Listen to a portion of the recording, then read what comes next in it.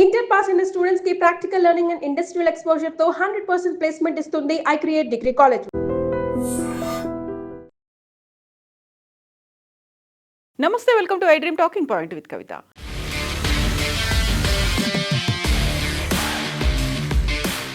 ఈ ఏడాది నైరుతి రుతుపవనాలు కాస్త ముందుగానే దేశంలోకి ప్రవేశించనున్నాయి. సాధారణంగా జూన్ 1న కేరళం తాకే రుతుపవనాలు ఈసారి మే 26నే తీరాన్ని పలకరించనున్నాయని భారత వాతావరణ శాఖ ఇటీవలే ప్రకటించింది. మే 26 నాటికి పశ్చిమ తీరంలో భారీ వర్షాలు కురిసే అవకాశం ఉందని తెలిపింది. అయితే ఈ సానుకూల వార్తతో పాటే ఒక ఆందోళనకరమైనటువంటి వార్త కూడా కనిపిస్తోంది. అది ఎల్ నినో ప్రభావంతో ఈ సీజన్లో సాధారణ వర్షపాతం కంటే తక్కువగా నమోదయ్యే ప్రమాదం ఉందని నిపుణులు హెచ్చరిస్తున్నారు.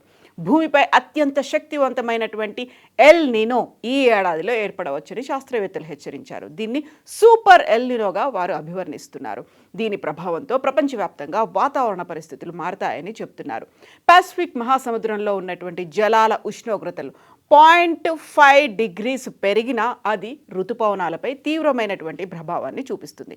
ముఖ్యంగా భూమధ్య రేఖకు ఆనుకొని 5 degrees ఉత్తరంగా 5 దక్షిణ మధ్యలో ఉన్నటువంటి పసిఫిక్ జలాల్లో ఉష్ణోగ్రతల్లో పెరుగుదల ఉన్నట్లయితే దానిని ఎల్ నినో అంటారు. ఎల్ నినో వల్ల ఋతుపవనాలు ఆలస్యం కావడం, వర్షాలు పడకపోవడం లాంటి ప్రతికూల పరిస్థితులు అయితే కనిపిస్తుంటాయి.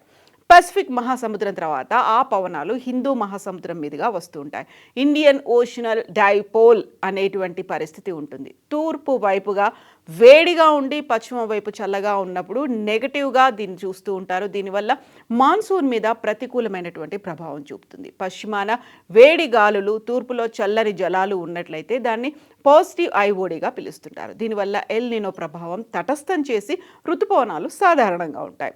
ప్రస్తుతం ఎల్ నినో ఐఓడి తటస్థంగా ఉంది. మే చివరి నాటికి ఇది ఎల్ నినోగా మారొచ్చని ఐఎండీ అంచనా వేస్తోంది. తూర్పు మధ్య పసిఫిక్ మహాసముద్రం ఉపరితల ఉష్ణోగ్రతల్లో మార్పుల నేపథ్యంలో ఎల్ నినో ప్రారంభమైందని భారత జాతీయ సముద్ర సమాచార సేవల సంస్థ ఇన్కాయిస్ ఇటీవలే ప్రకటించింది. ఇది భారతదేశ ఋతుపవనాల వర్షపాతంపై ప్రభావం చూపించే అవకాశం ఉందని వెల్లడించింది. ప్రస్తుతం మే 2026 నుంచి 2027 జనవరి వరకు దీని ప్రభావం ఉంటుందని తెలిపింది. ప్రత్యేకంగా రూపొందించినటువంటి బేయేసియన్ కన్వల్యూషన్ న్యూరల్ నెట్వర్క్ అనేటువంటి డీప్ లెర్నింగ్ మోడల్ ద్వారా సముద్ర ఉపరితల ఉష్ణోగ్రతలను విశ్లేషించి అంచనాలు రూపొందించినట్టుగా ఇన్కాయిస్ అనౌన్స్ చేసింది.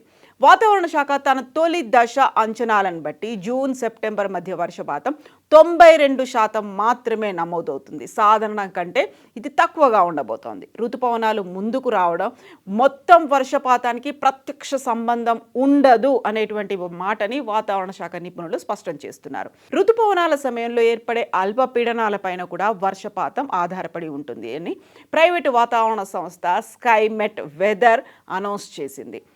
పసిఫిక్ మహాసముద్ర ఉపరితలాల జలాలు అసాధారణంగా వేడెక్కడాన్నే ఎల్ నినో అంటారు. దీనివల్ల భారత ఉపఖండం పైన వచ్చే తేమ గాలులు తగ్గిపోతాయి, వర్షపాతం కూడా తగ్గుతుంది.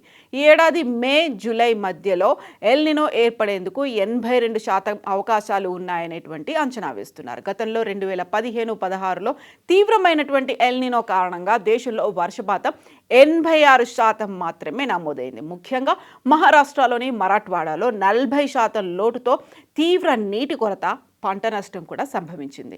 ఇక గడిచిన 3 నెలలుగా సముద్ర ఉష్ణోగ్రతలను అంచనా వేసి రాబోయే 12 నెలల్లో వచ్చే అవకాశం ఉన్నటువంటి వాతావరణ మార్పులను ఇన్కాయిస్ లెక్కించింది. ఎల్ నినో వల్ల రాబోయే నైరుతి ఋతుపవనాల మీద కొంతమేరకు ప్రభావం చూపేందుకు ఎక్కువగా అవకాశాలు ఉన్నాయని ఇన్కాయిస్ అనౌన్స్ చేసింది. ఎల్ నినో ఏర్పడడానికి చాలా కారణాలే ఉండొచ్చని, వాతావరణ మార్పులు మాత్రం ఇందుకు ప్రధాన కారణమని ఇన్కాయిస్ అంటోంది. అసలు ఎల్ నినో అంటే ఏంటి? పసిఫిక్ మహాసముద్రం, దానిపైన వాతావరణానికి మధ్య పరస్పరంగా జరిగే చర్యను ఎన్సో అంటారు. అంటే Nino southern oscillation. El Nino అనేది సముద్రానికి సంబంధించినటువంటి ప్రక్రియ. సదరన్ ఆసిలేన్ అనేది వాతావరణంపై జరిగే ప్రక్రియ. పసిఫిక్ మహాసముద్రంలో భూమధ్య రేఖకు సమీపంలో ఉన్నటువంటి మధ్య, తూర్పు ఉపరితల ఉష్ణోగ్రతలు సాధారణం కంటే ఎక్కువగా నమోదవడాన్ని ఎల్ నినో అంటారు. అదేవిధంగా ఉపరితల ఉష్ణోగ్రతలు సాధారణం కంటే తక్కువగా నమోదవుతే దాన్ని లా నినోగా పేర్కొంటారు. ఎల్నినో వర్షాలపై ప్రభావం చూపిస్తుంది. ఎల్నినో ప్రభావం వల్ల అల్పపీడనం బలహీనపడుతుంది. వేడి నీరు ఎక్కువై అల్పపీడనం తక్కువైపోతుంది. దీంతో భారతదేశానికి అవసరమైనటువంటి వర్షాలు తెచ్చేటువంటి నైరుతి ఋతుపవనాల గమనం తగ్గుతుంది. అల్పపీడనం తగినంత బలంగా లేకపోవడం వల్ల అవసరమైనటువంటి సగటు వర్షపాతం తగ్గిపోతుంది. కరువు, తీవ్రతరమైనటువంటి ఎండలు అధికంగా నమోదవుతాయి. ఎల్నినో ప్రభావంతో రానున్న ఖరీఫ్ సీజన్లో దేశంలో వర్షాలు తక్కువగా కురవబోతున్నాయని వాతావరణ శాఖ హెచ్చరికలు జారీ చేసింది. ఈ నేపథ్యంలోనే కేంద్ర ప్రభుత్వం అప్రమత్తమైంది. జిల్లా స్థాయిలో పంటల ప్రణాళికలు, విత్తన నిల్వలు, నీటి యాజమాన్యంపై దృష్టి సారించింది. జిల్లా స్థాయిలో పంటల వ్యూహాలు రూపొందించాలని అన్ని రాష్ట్రాలను కేంద్ర వ్యవసాయ మంత్రిత్వ శాఖ ఆదేశించింది. నీటిని తక్కువగా వినియోగించుకొని త్వరగా దిగుబడులు ఇచ్చే పంటలు అంటే పప్పు దినుసు కావచ్చు, కొన్ని రకాల చిరుధాన్యాలు, కూరగాయల సాగును ప్రోత్సహించాలని కేంద్రం సూచించినట్టుగా వ్యవసాయ అధికారులు చెప్తున్నారు. ఎల్నినో ప్రభావంతో దేశంలో నైరుతి ఋతుపవనాలు సీజన్లో వర్షపాతం దీర్ఘకాలిక సగటులో సుమారుగా 92% పడిపోతుందని వాతావరణ శాఖ హెచ్చరించింది.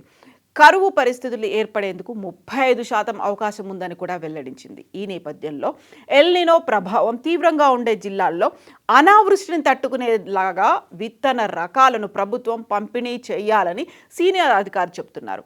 నీటి సరఫరా, రిజర్వాయర్లలో నీటి మట్టాలను నిశ్చితంగా పర్యవేక్షించాలని, దీనివల్ల ఎల్నినో వల్ల అనేక జిల్లాల్లో ఖరీఫ్ పంటల దిగుబడి 10% పైగా పడిపోతుంది అనేటువంటి మాటను వ్యవసాయ పరిశోధన అనౌన్స్ చేసింది. ఈ నేపథ్యంలో ప్రభుత్వం నష్ట నివారణ చర్యలపై దృష్టి సారించాల్సినటువంటి అవసరం ఏర్పడింది. ఋతుపవనాలు ముందుగా రావడం రైతులకు కొంత ఊరటనిచ్చే అంశమే అయినప్పటికీ ఎల్నినో ముప్పు నేపథ్యంలో వ్యవసాయం, నీటి నిల్వలు, దేశ ఆర్థిక వ్యవస్థపై ప్రభావం పడే అవకాశాలు ఉన్నందున అప్రమత్తంగా ఉండాల్సినటువంటి అవసరం ఎంతైనా ఉంది. ఇక ఇన్కాయిస్ ఇచ్చినటువంటి సూచనలను బట్టి చూస్తే పర్యావరణ అనుకూలమైనటువంటి పనులు చేయడం ద్వారా శీతోష్ణ స్థితి సాధారణంగా ఉండేలా చేయొచ్చు. అవి కార్బన్ వినియోగాన్ని తగ్గించాలి, అవసరమైతేనే వాహనాలను వినియోగించాలి, ప్లాస్టిక్ను తక్కువగా వాడడంతో పాటు చెట్లని నరకడాన్ని ఆపేసి పెంచాలి. దీంతో పాటుగా నేలను కాంక్రీట్తో నింపి వేయకుండా సారవంతంగా ఉంచడం ద్వారా భూగర్భ జలాలు నీళ్లలో ఇంకుతాయి. దాని ద్వారా భూగర్భ జలాల నీటి శాతం అనేది పెరుగుతుంది. సగటు వ్యక్తి తన జీవన విధానంలో పర్యావరణానికి రక్షణ కల్పించేలా పనులు చేస్తే దీర్ఘకాలికమైనటువంటి అవసరమైనటువంటి మార్పులకు దోహదపడవచ్చు అనేది ఇన్కాయిస్ ఇప్పుడు సజెషన్స్ని అయితే చేస్తోంది. మొత్తానికి ఇప్పటికీ వర్షాలు ఎర్లీగా వస్తాయి అని ఒక మాట వచ్చినప్పటికీ కూడా ఎల్నినో ఎఫెక్ట్ ఉండబోతోంది. కురిసేటువంటి వర్షంలో కూడా విపరీతమైనటువంటి ఎఫెక్ట్ ఉండబోతోంది. గత ఏడాదితో పోలిస్తే ఈసారి తగ్గబోతోంది. కాబట్టి నీటి వినియోగాన్ని తగ్గించే విధంగా ఉండేటువంటి పంటల్ని వేసుకోవాలి. ఎట్ ద సేమ్ టైం వ్యక్తిగతంగా కూడా నీటి దుర్వినియోగం జరగకుండా చూడాల్సినటువంటి అవసరం ఉంది. సేవింగ్ అనేది చేయాల్సినటువంటి అవసరం ఉంది అనేటువంటి మాట చెప్తోంది. మొత్తానికి ఎల్నినో ఎఫెక్ట్ ఈసారి ఉండబోతోంది కాబట్టి జాగ్రత్త పడాల్సినటువంటి అవసరం ఉంది అనేది వాతావరణ శాఖ హెచ్చరికలు జారీ చేస్తోంది.